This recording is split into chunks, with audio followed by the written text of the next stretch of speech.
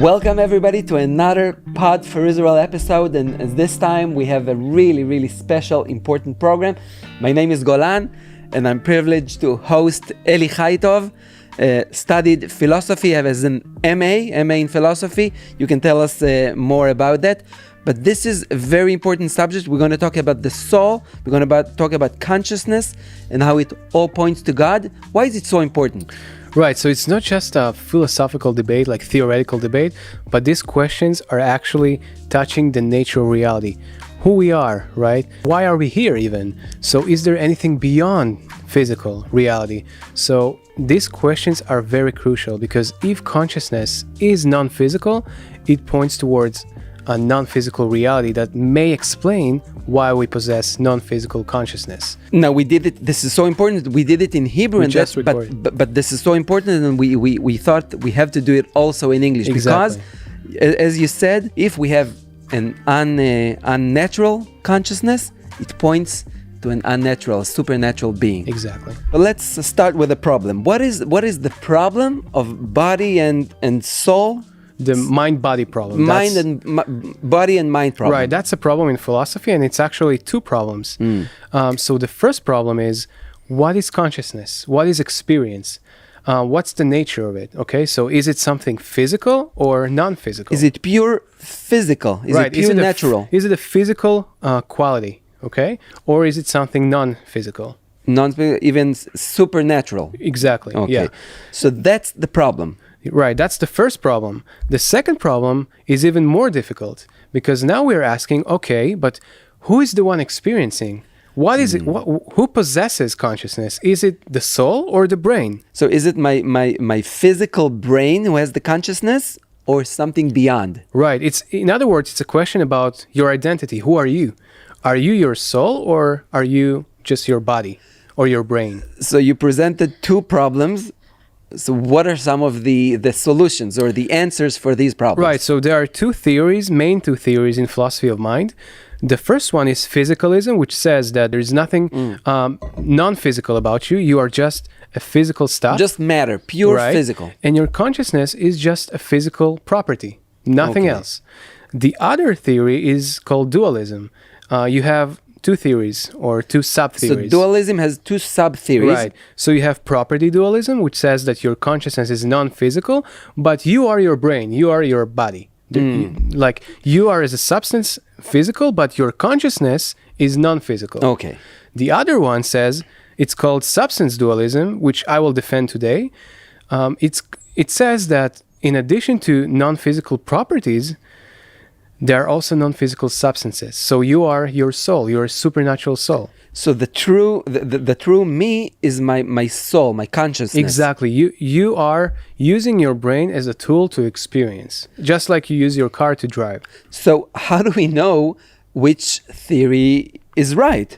And the study of the brain, can it give us the answer? So I would submit to you that it's impossible to decide which theory is correct by brain sciences. Why? Because science only studies the physical reality. Science is limited. It cannot answer the question, is there something beyond the physical? Now, I'll give you an illustration. So we know that if some kind of neuron is damaged, then you will not experience empathy. Okay? Yes. But it can be interpreted in two ways, or even three. But anyways, it can be interpreted as saying that your empathy is nothing but neurons firing, right? Or you can say that no, empathy is non-physical, but it's dependent upon your neurons, right? Like the software is dependent on the hardware. Yeah, so these solutions are empirically equivalent.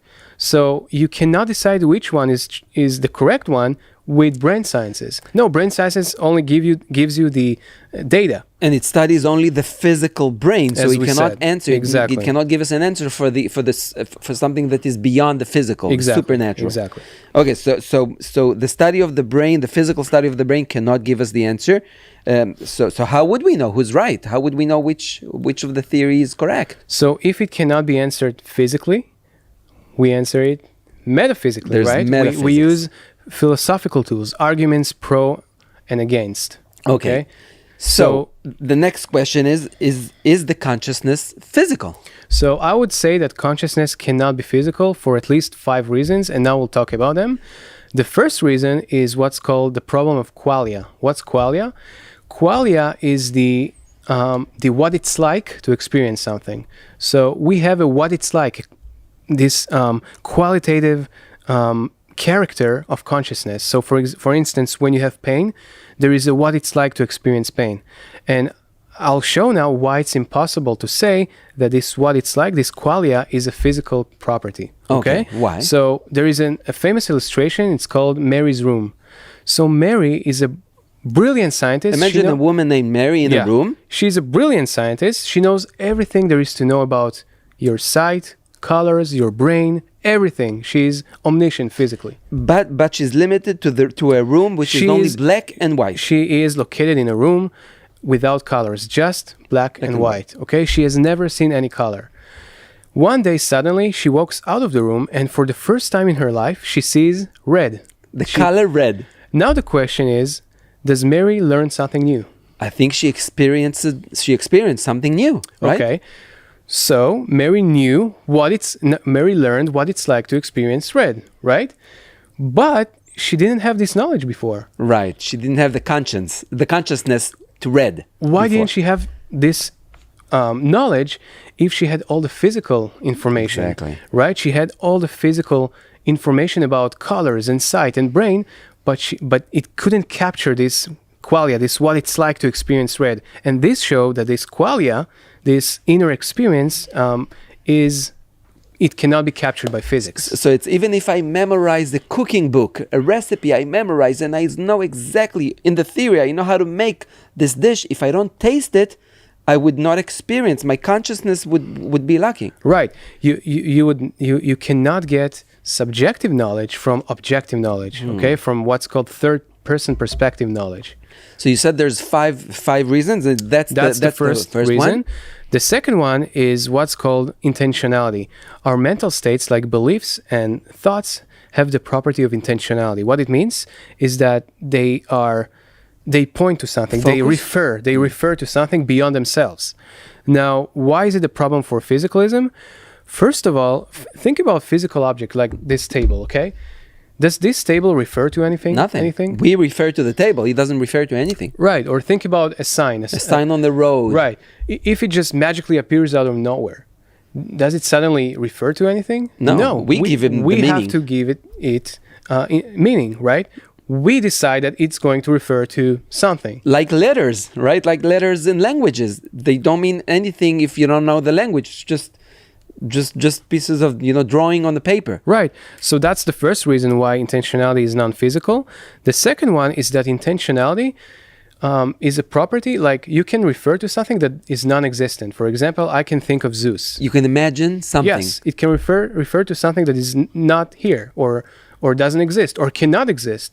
But physical relations necessarily assume that the things that are related are there. So if you were 100% just material, how can you imagine something immaterial? How can you refer to something that doesn't exist if it's a physical relation, exactly. right?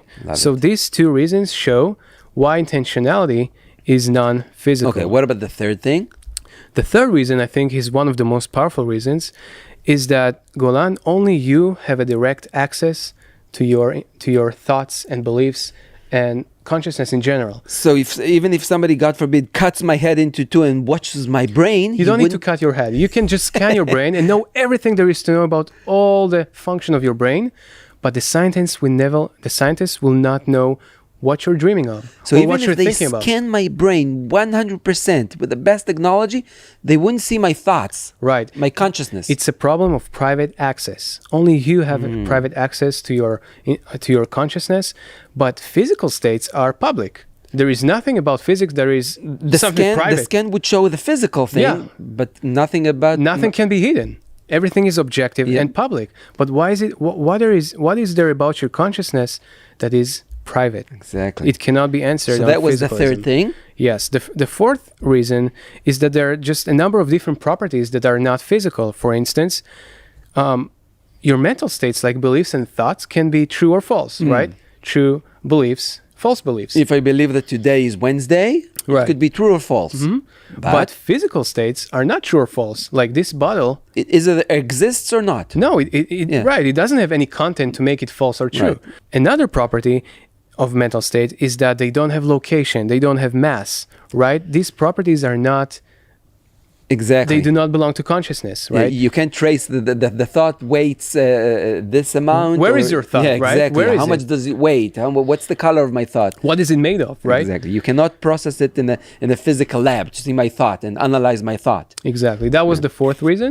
The last one is that your mental states cannot exist without you. For instance, your pain doesn't like just exist here somewhere independently of you. No, you are the one who experiences pain, right? Exactly. So pain cannot exist independently of you. It is must dependent have upon me. your subject, Yes. on the subject. But physical properties or physical states like neurons, right? We can just take them out of your brain and they can exist independently of you, Okay. right? So how are the physical positions explain the consciousness? Do they have an explanation for consciousness? So I'm going to talk about two kinds of explanations. The first one is called identity theory. And this theory says that consciousness is just a physical, it's just your neuron firing, okay? So for example, Pure physical? neurons firing is pain. That's what's pain. That's what pain is. There is nothing beyond it, nothing above or beyond it. So when you experience pain, what actually happens is just neurons firing. That's the first theory. The second theory says that no, it's not something specific. It's not a specific physical state, but it's a function of a physical state. Okay? So any physical state that plays the role of pain is pain. That's pain. So it doesn't have to be C fiber firing. It doesn't have to be C fiber. It can be anything that plays the role. Okay. That's functionalism. But is there another explanation? What about the identity theory or something? That's the identity theory that I just mentioned, and there are problems with Exactly. this theory. What are the problems with the identity theory? So the first problem is what's called the multiple realizability problem, which says that pain, for example, can be realized in many animals, for example, in many places. So you don't need to have C fiber to experience pain. Right? Exactly. If you have a different brain, if some animal has a different brain, it doesn't have C fiber, it can still sense pain. So pain cannot be identical to C fiber firing.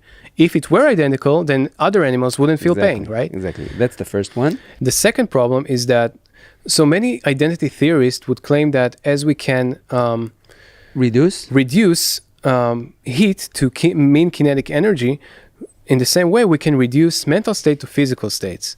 But the problem is that the reason we can allegedly reduce heat to mean kinetic energy is that we can distinguish between heat and what it truly is, okay? But how can we distinguish between what pain is to how it appears to us? There is no difference. Exactly. Right? Like when we experience pain, it appears to us as painful, but it is painful. There is nothing beyond it that is true, that is the true pain. Exactly. Right? I understand. So we cannot reduce it. It's just pain. Okay. So what are the problems with the theory of functionalism? Functionalism, right. Functionalism. So the first problem of functionalism is that it tries to reduce mental states to input and output. But this creates all sorts of problems. For instance, remember the qualia property, the what it's like to experience something. So you can have the correct output from the input without sensing anything, right? We can create a robot that Purely physical robot. that says ouch and goes to a different state when we punch it, Exactly. right? So you can have the correct output given the input, but it doesn't mean that you explain the qualia. It's like a character in a computer game that you punch in the face and it's ouch, but there's no consciousness. There's no inner experience, Exactly. right? The second problem is this. According to functionalism, the following scenario is possible or logical. If I punch you, Golan, and instead of feeling pain, you feel pleasure, and this pleasure causes you to say ouch and be sad, according to functionalism, what you actually experience is pain. Why? Because you have the input of pain and the output of pain. It doesn't care about your inner experience. Even though it doesn't matter. I liked it, yeah, and it gave me pleasure. But as long as your inner state functions correctly, it's pain. Exactly. It doesn't matter that it's pleasure. You see why it's absurd? Yes.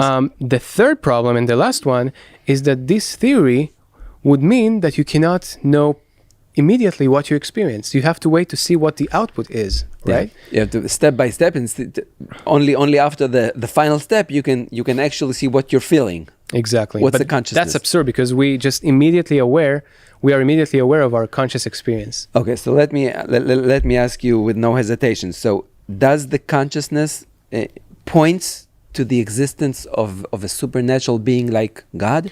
I think so, and here's the argument that I would like to present. It goes like this. Number one, The explanation for consciousness is either found inside or outside the universe. 2. If the explanation is found outside the universe, then the explanation refers to a transcendent conscious being. 3. The explanation for consciousness is not found inside the universe. Thus, 4. The explanation for consciousness is found outside the universe. Thus, 5. The explanation for consciousness refers to a transcendent conscious being. So consciousness indeed shows that there is a transcendent being that we call God. right, because think about it. What other reality can explain better consciousness? As I said, you start with physical stuff without any potentiality for consciousness, or you start with another consciousness that can explain our consciousness. Okay, so what about the theory of emergentism? Emergentism is it's not a theory against God or something. It's just a theory that can be used to argue that God doesn't have to be the explanation for consciousness. So this theory says that you can start with material particles without any potentiality of consciousness, but as soon as the material stuff reaches some level of complexity, suddenly consciousness emerges. Out of nothing. Wow.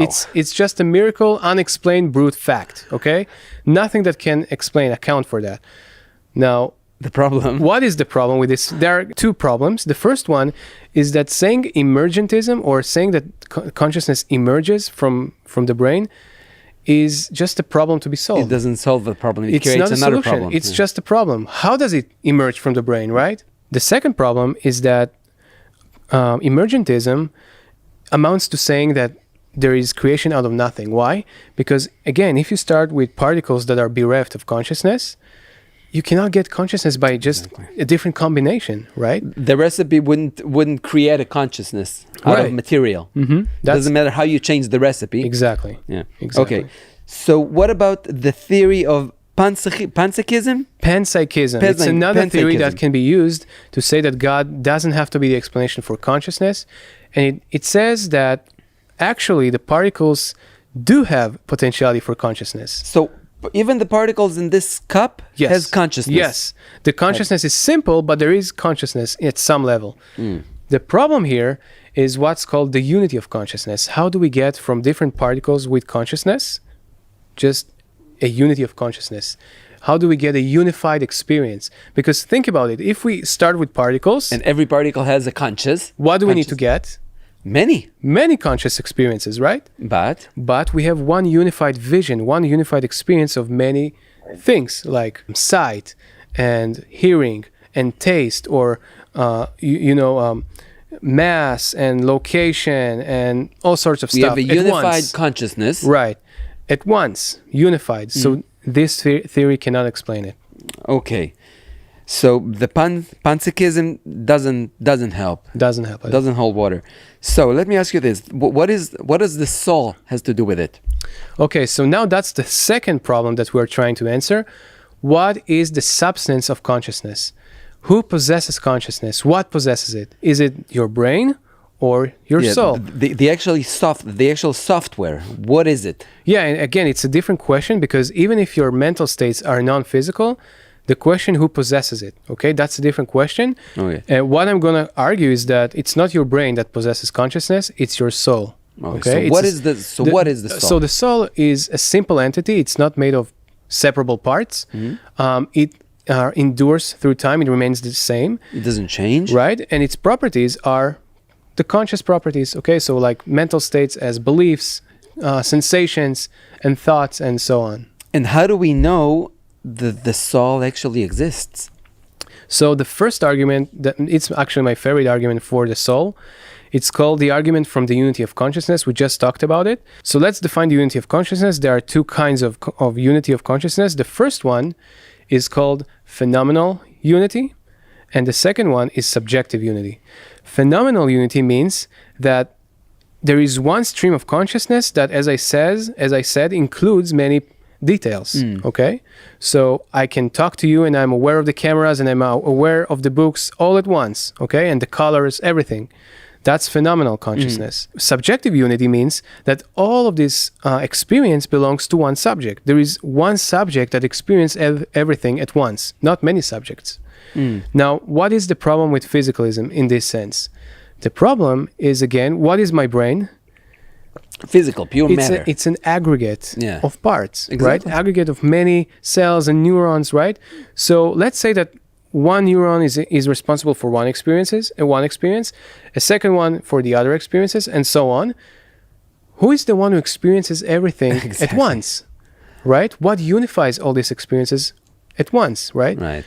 There is nothing to do it because there is no part in the brain that does all the job, like everything simultaneously. Yeah.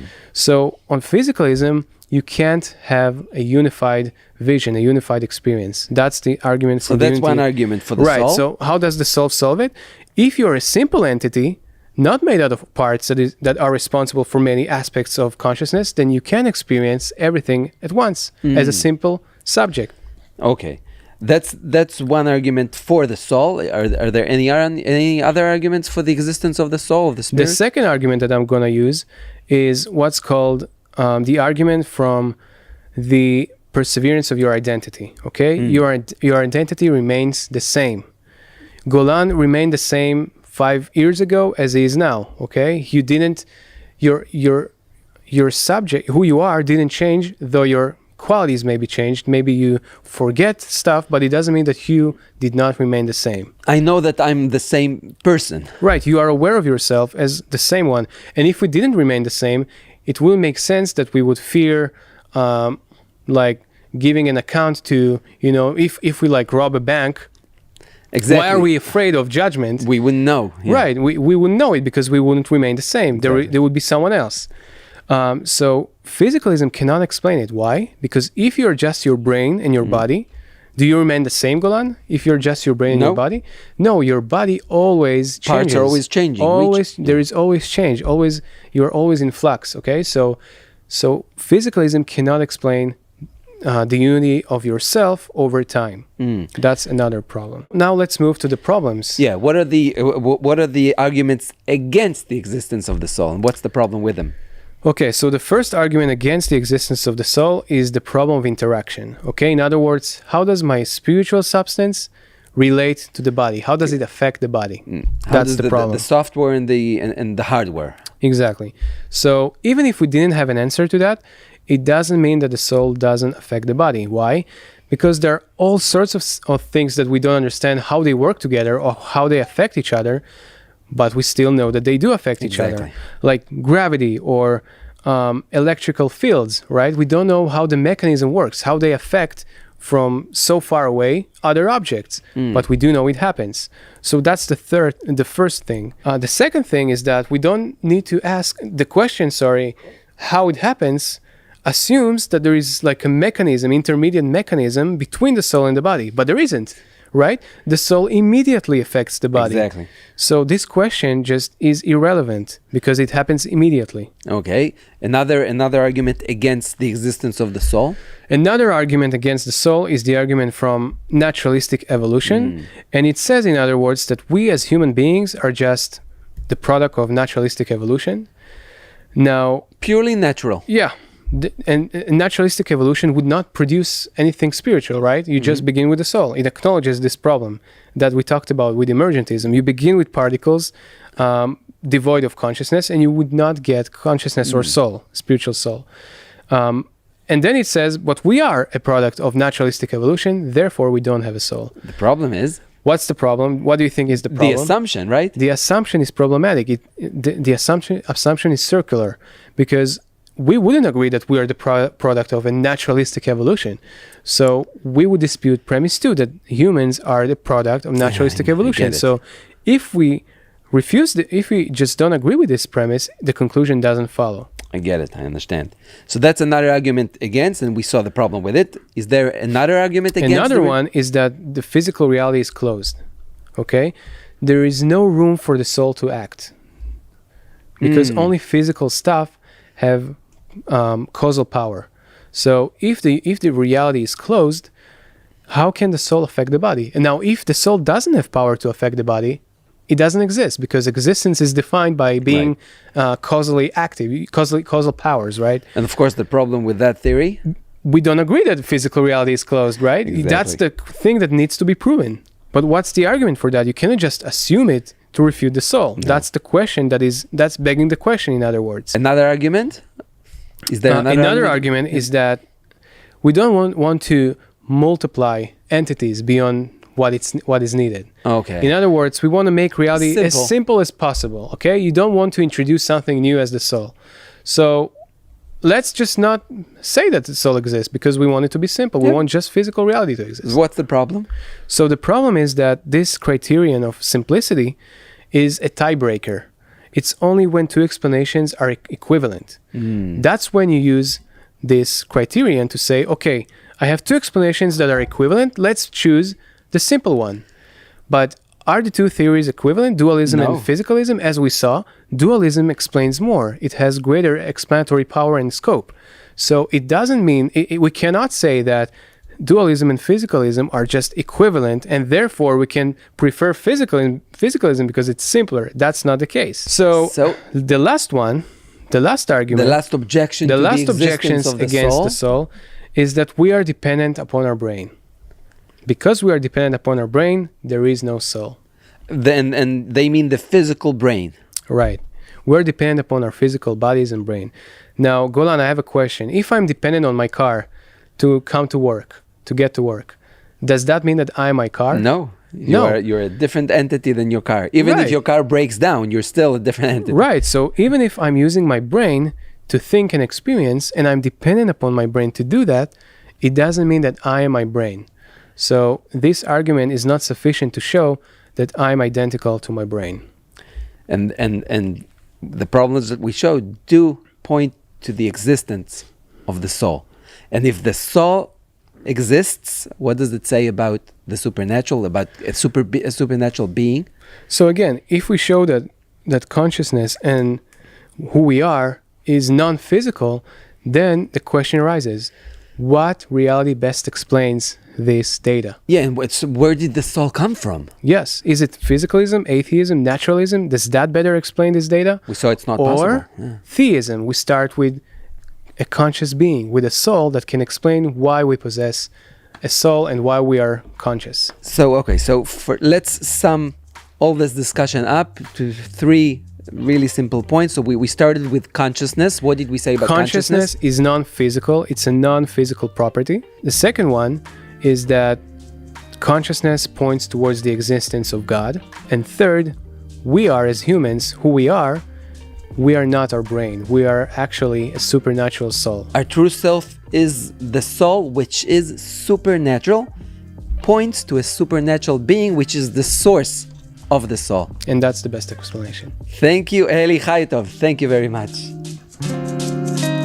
If this touched your heart, will you help pay it forward to reach others who need to hear this message? Partner with our team to bring the gospel to Israel and the nations.